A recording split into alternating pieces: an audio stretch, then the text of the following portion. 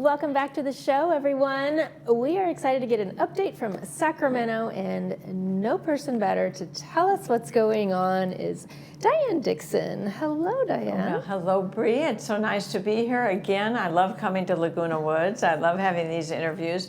I learn about a lot of Laguna Woods, and then I could share what I've been doing up in Sacramento, too. Fantastic. Well, welcome back to the show. Thank you. Let's dive right on in. What are some of the legislation that you've been working on? Well, first of all, there's a lot going on in Sacramento. This is April. I don't know when this is going to be broadcast. This is the middle of April, April 14th. And this period of time, every legislator in the Assembly, there were 120 legislators, 80 in the Assembly and 40 in the state Senate. I am in the Assembly. And everybody has a bill. Everybody wants to make a law. Too many, that's a whole other story. But that's last year, my first term, over 4,000 bills were introduced. You've got to be kidding. Of which maybe 1,200 went to the governor to sign, and he signed about 90% of them. Those are all new laws. Wow. We have too many laws. But anyway, that's a whole other story. And too many regulations. But my intent for being in Sacramento is to bring common sense and maybe fewer laws. But anyway, so I have a package of bills like everyone does, and so I'm very proud that in the last session, the last 2-year session, my first term, I had a total of 14 bills signed into law. So in order to get a bill through the Assembly and the Senate, you need to work across the aisle. I'm in the party that's the minority party, so there's not going to be anything I can pass without working across the aisle, which is great. So I enjoy working and having relationships with other members of the political spectrum, and then also in the Senate the same way. And so coming together, and those bills have gone to the governor in the last year and have signed into law. This year, I have a number of bills that I am excited about. Would you like me to tell you a few of them? I would love. I have a sneak peek about one. Well, go ahead. Which one is that? The Boots. Tell our viewers what the acronym is. Boots. Bridging outstanding opportunities with tradeswomen skills. Boots. And it's a wonderful opportunity for women of all ages, frankly, not just young women, to develop skills and be trained in construction trade skills as well as construction management. Mm-hmm. This all has evolved just to make sure we all have women participating all across the economy in many different jobs. But you may remember years ago when you and I were both much younger, there used to be a shop in school, in high schools, where typically boys would go in and learn how to change a tire and use tools and work with carpentry and woodworking. Those classes essentially have disappeared in California schools and actually across the country. Some schools are bringing them back. Are they? Shop. And girls have developed an interest. They want to know how to change a tire or fix use tools. I use tools of my own. I use screwdrivers and hammers and things like that. I'm not a skilled tradesperson, but it shouldn't just because if you don't, you can't rely on somebody always being there to know how to use tools.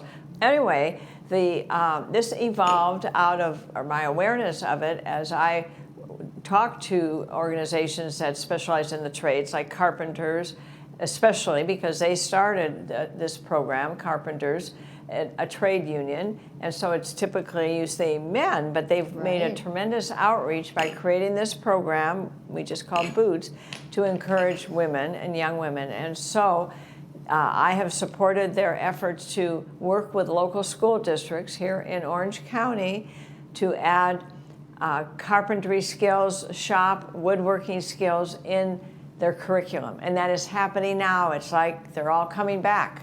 And the girls are participating. So what I did, it was Women's History Month in March, and we all, men and women and legislators, nominate outstanding women in their district to be recognized by the State Assembly in a formal recognition. And so as part of that, I wanted to recognize women in carpentry.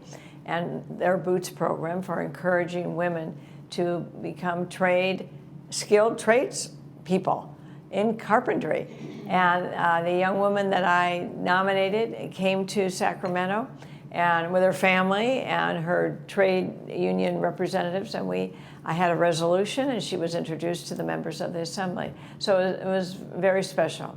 Why did you choose to highlight her? What was well, so we special? worked with a carpentry organization, the trade union, and they're the ones who told me about this program. And then they said that there was a young woman, Sarah Kiley, a Huntington Beach resident, and I think a high school student still, and she participated in the Boots program. And her name is Sarah Kiley. She came up to Sacramento with her parents, and none of her parents are in carpentry. Construction at all? No, they're doctors and other professionals. So good for her. So they were so proud of her. Her grandmother came, was so proud.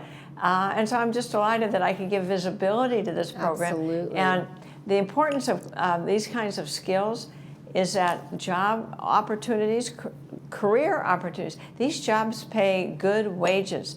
These are the jobs a lot of times are going away from California, manufacturing, building jobs, and they make good wages, and we want to protect those wages. And it takes a lot of courage. She says she was one of 2 women in these programs, and it's got to be intimidating to be in a it is, and she's got to prove herself. It's like being in the military, right. And she did, and now she's becoming an apprentice and looking for work, and hopefully she's finding it. I haven't heard the latest because she just graduated. So it's really fabulous to return those fundamental skills back to our young people. And those are the skills that AI is not going to be able to take over. That's right. So it's really fun. I was very proud to Absolutely. honor and recognize her. Oh, congratulations for that.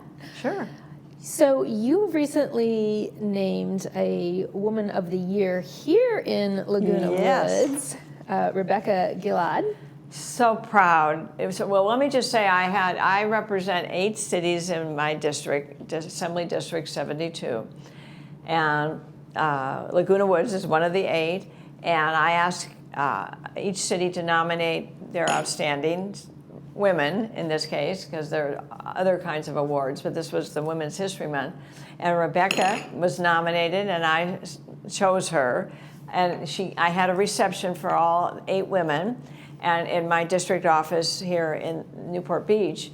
And she came, and I met her, and to hear her talk about what she is doing is just heartwarming. Now she's with Community Bridge Builders here in Laguna Woods. She founded Community Bridge Builders, an organization which works to break down biases between various cultures that exist in the area through food, dance, and fashion. And she goes on, I'll tell you more about it. This group celebrates the idea of unity through the more we know about our neighbors, the less that animosity can flourish. So she is an amazing woman, and she's done great work for the community. I'm proud to honor her as one of my Women of the Year, and I congratulate her. And what she did is create a documentary. Are you familiar with her documentary? I am not. So I have not seen it. It's on YouTube, I believe, and maybe it's on your channel. I don't know for sure. But it's very heartwarming, and I look forward to watching it. So, Rebecca, if you're listening to this or watching this, congratulations once again. Absolutely. And the privilege of honoring you for your amazing work in your community. And tell us where we can find the documentary. Yes. So real quick, Diane, this is dear to my heart.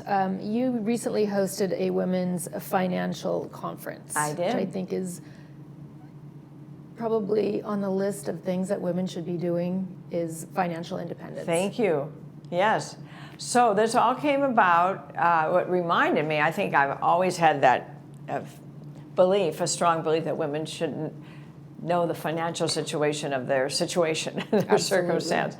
And what re-triggered my awareness, there was a major study done in the Wall Street Journal at this point, about maybe 3 or 4 months ago.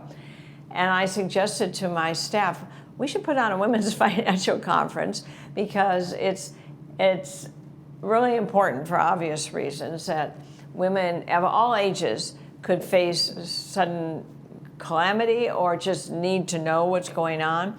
And oftentimes today, it's not just simply a savings account anymore. There are complex financial investment opportunities that people are a part of. And anyone knows if you put together in case of an emergency, that a family member would find that they need to do this with all your accounts. It's not simple anymore. It's not simply a bank account or a savings account. It's credit cards, it's investment. And many people have more than one investment outlet. There's Charles Schwab, and there's just a lot of private investments, or you may have your own stockbroker or financial advisor. And so what we did is have a conference, and I actually co-sponsored this with my colleagues, Assemblywoman Kate Sanchez, who represents Mission Viejo and Temecula and that area of Orange County and part of Riverside County.